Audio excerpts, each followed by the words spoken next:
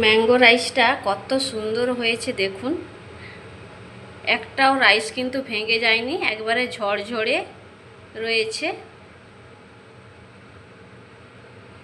টক, নোনতা, ঝাল, মিষ্টি সব স্বাদ কিন্তু এই ম্যাঙ্গো রাইসের মধ্যে পাবেন। খেতে অসাধারণ লাগে। একবার না বানিয়ে খেলে আপনারা বিশ্বাস করতে পারবেন না যে কতটা সুন্দর লাগে খেতে। তো অবশ্যই একবার বাড়িতে বানাবেন।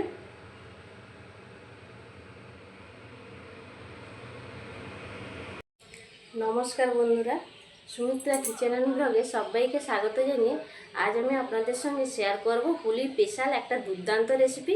সেটা হচ্ছে ম্যাঙ্গো রাইস। এই ম্যাঙ্গো রাইস খেতে বন্ধুরা অসাধারণ লাগে।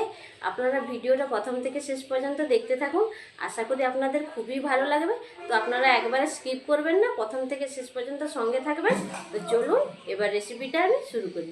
ম্যাঙ্গো রাইস বানানোর জন্য আমি এখানে কাঁচা আম নিয়ে নিয়েছি, দুটো আম নিয়েছি। তো দুটো আমার লাগবে না, একটা আর হাফটা নিয়ে নেব। আমটাকে এখন ভালো করে ছাড়িয়ে নেব।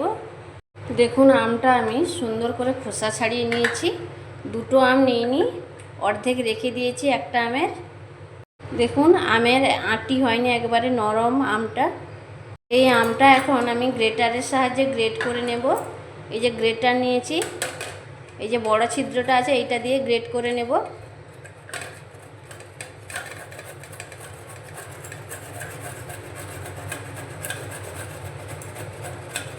দেখুন পুরো আমটা আমি গ্রেটারের সাহায্যে গ্রেট করে নিয়েছি।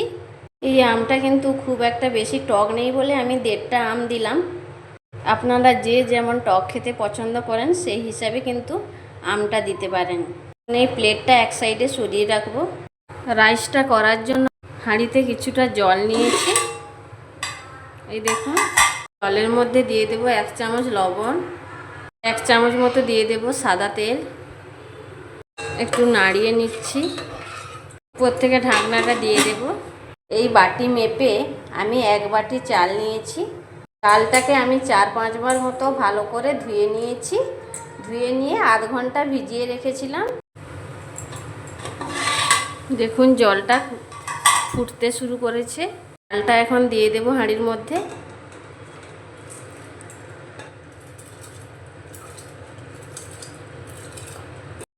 একটু নাড়িয়ে দেব, উপর থেকে ঢাকনাটা চাপিয়ে দিচ্ছি। চালটাকে এখন আমি 90% মতো কুক করে নেব।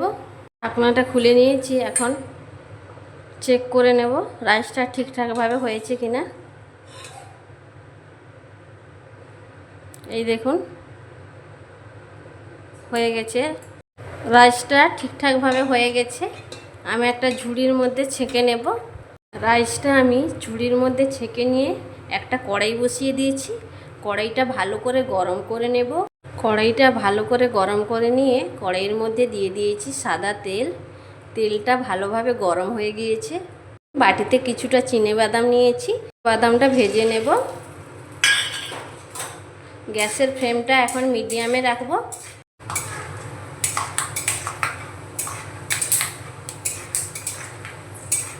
গ্যাসের ফ্লেমটা লো টু মিডিয়ামে রেখে ভাজতে হবে। বাদামটার যেন কালার চেঞ্জ না হয় একেবারে। চিনেবাদামটা ভাজা হয়ে গেছে, তুলে নেব। বাদামটা ভেজে নিয়ে ওই তেলের মধ্যে দিয়ে দেব কিছুটা ছোলার ডাল। এই ছোলার ডালটাকে আমি আধ ঘন্টা আগে ভিজিয়ে রেখেছিলাম, ছেঁকে নিয়েছি। এটা দিয়ে দিচ্ছি, একটু নাড়াচাড়া করে নেব।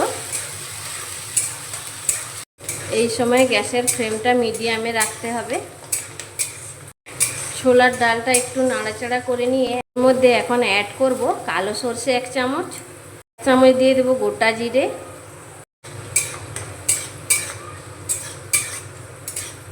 কালো সর্ষে আর জিরে ফোড়নটা দিয়ে আমি ভেজে নিয়েছি। ফোড়ন থেকে সুন্দর একটা গন্ধ বেরোতে শুরু করছে। দিয়ে দেব 4টে চেরা কাঁচা লঙ্কা। লঙ্কার পরিমাণটা যে যেমন ঝাল খেতে পছন্দ করেন সেইভাবে দেবেন। চেরা কাঁচা লঙ্কা দিয়ে আমি একটু নাড়াচাড়া করে এর মধ্যে এখন দিয়ে দেব অল্প কারি পাতা।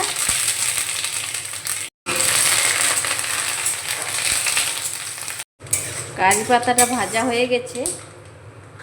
এখন এর মধ্যে দিয়ে দেব গ্রেট করে রাখা কাঁচা আম। ভালো করে নাড়াচাড়া করে মিশিয়ে নেব।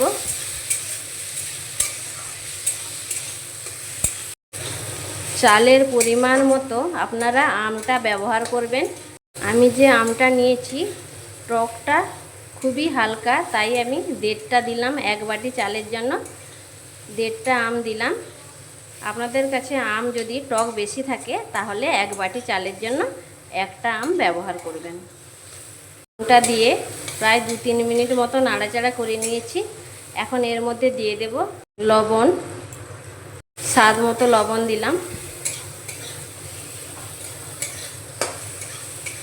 লবণ দিয়ে নাড়াচাড়া করে নিয়ে দিয়ে দিচ্ছি হলুদ গুঁড়ো।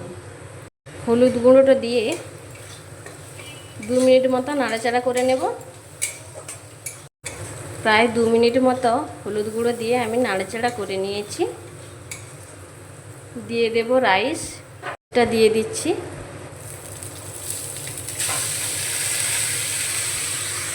এখন কিন্তু গ্যাসটা টোটালি অফ করে দিয়েছি।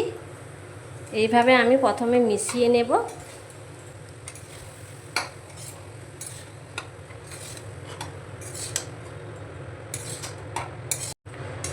ভালো করে নাড়াচাড়া করে মিশিয়ে নিয়ে আমি আবারও কিন্তু গ্যাসটা অন করে দিয়েছি। একবারে লো ফ্লেমে রেখেছি। এখন এর মধ্যে অ্যাড করব চিনি। আমি 2 চামচ মতো চিনি দিয়ে দিচ্ছি, এরকম ছোট চামচে। টক মিষ্টির স্বাদটা আনার জন্য আমি চিনিটা দিলাম। আপনারা যদি মিষ্টিটা পছন্দ না করেন তাহলে চিনিটা স্কিপও করতে পারেন। ভালো করে মিশিয়ে নেব।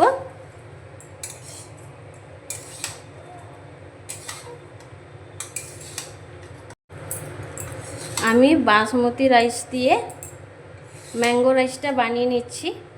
আপনারা ঘরোয়া চাল বলতে যে চালের আপনারা ভাত খান সেই চালটা দিয়েও আপনারা বানিয়ে নিতে পারেন।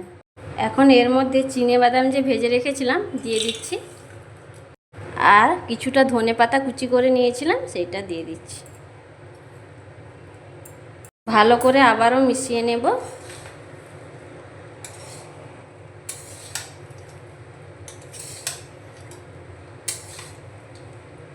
আজকের রেসিপি যদি ভালো লাগে লাইক, কমেন্ট, শেয়ার, সাবস্ক্রাইব করে পাশে থাকবেন। রেসিপিগুলো বন্ধুদের মধ্যে বেশি বেশি করে শেয়ার করবেন। নিত্য নতুন রেসিপি পেতে অবশ্যই চ্যানেলটিকে সাবস্ক্রাইব করে পাশে থাকবেন। অবশ্যই রেসিপিটা একবার বাড়িতে ট্রাই করবেন। ম্যাঙ্গো রাইস আমাদের একবারে রেডি।